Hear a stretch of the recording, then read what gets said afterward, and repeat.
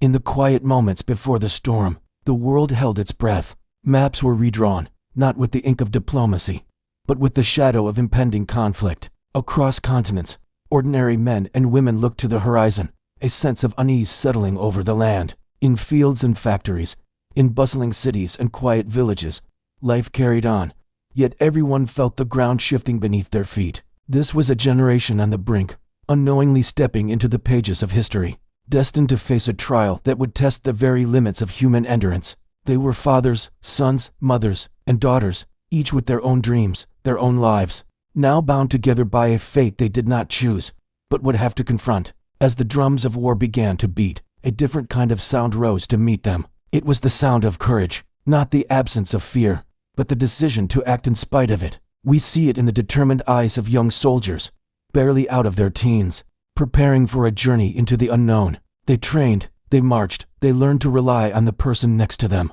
forging bonds of brotherhood that would become their lifeline in the chaos to come. Their hands, though trembling, learned to handle the tools of war, their hearts heavy with the thought of home, yet steadfast in their duty. They were not supermen. They were ordinary people called upon to do extraordinary things. And that courage wasn't confined to the battlefield. Back home, the world transformed. The roar of factories producing planes, tanks, and ships became the rhythm of daily life. Women stepped into roles previously unimaginable, their strength and skill becoming the backbone of the war effort. They were riveters, welders, mechanics, and farmers, proving that resilience knew no gender. Every rivet hammered, every bolt tightened, was an act of defiance, a contribution to a cause greater than any single individual. In community halls and kitchens, people gathered, rationing what they had, knitting socks for soldiers, writing letters filled with love and hope. These small acts of solidarity, when woven together, created a fabric of unity that could not be torn. In the midst of unimaginable hardship, the human spirit found ways to shine. In bomb shelters, strangers shared stories and songs, their voices a small beacon of light in the darkness. Children played amongst the ruins, their laughter a powerful reminder of what everyone was fighting for. Acts of kindness became commonplace, a shared loaf of bread, a comforting word, a helping hand extended to a neighbor. It was in these moments that people discovered a profound truth, that even when surrounded by destruction, the impulse to create, to care, and to connect remains. This was the quiet, unyielding resistance of the human heart, a testament to the fact that hope can blossom even in the most desolate of landscapes. The path was long and fraught with sacrifice. Every family felt the ache of absence, the constant worry for loved ones far away. The price of freedom was steep, paid for with tears, with sweat, and with the ultimate sacrifice of so many. Yet, through it all, determination never wavered. When one fell, another stood up to take their place. When one city was scarred, its people resolved to rebuild. This was a war fought not just with armies, but with the collective will of nations. It was the unwavering belief that a better world was possible, a world free from tyranny, that fueled their resolve. This persistence, this refusal to surrender to despair, is the legacy they passed down to us.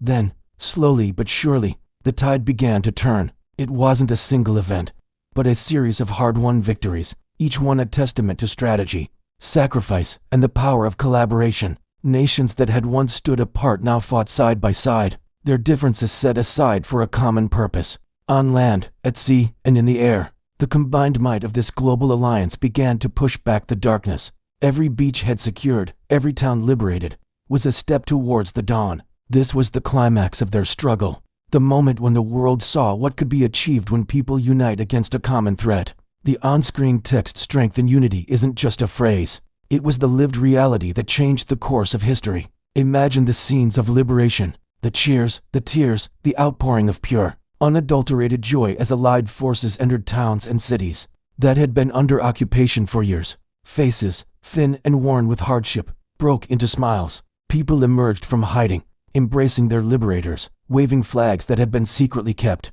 These moments were not just military victories, they were triumphs of the human spirit. They represented the restoration of hope, the promise of a return to normalcy, the profound relief of knowing the long night was finally ending. It was a powerful reminder that no matter how dark the times, the desire for freedom is a light that can never be fully extinguished. As the final battles were fought and won, an exhausted world looked towards the future.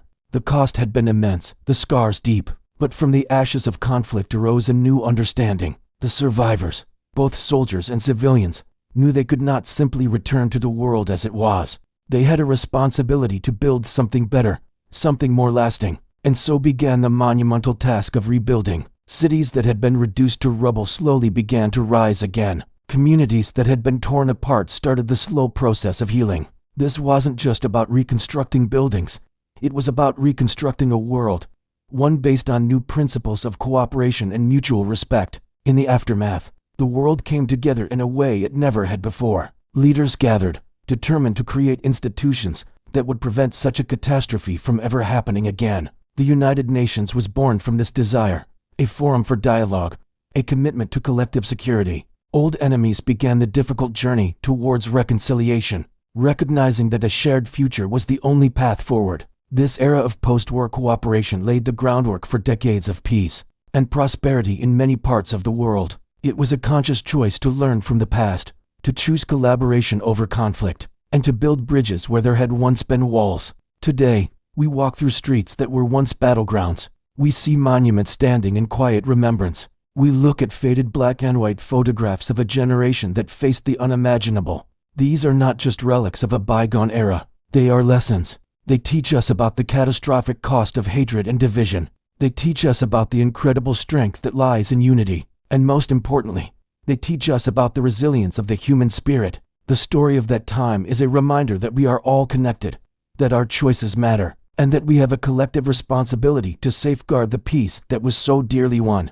As we look at the world today, with its own set of challenges, let us draw strength from their example. Let us remember the courage it took to stand up to tyranny, the sacrifices made for freedom, and the wisdom gained from immense suffering. The past is not a destination, but a map. It shows us the roads to avoid and the paths that lead to a better place. Let us honor their memory not just with moments of silence, but with action, by fostering understanding between cultures, by standing up against injustice, and by working together to solve our shared problems. Let us build a future worthy of their sacrifice. Let's learn from history, so we don't have to repeat it. Thank you for watching.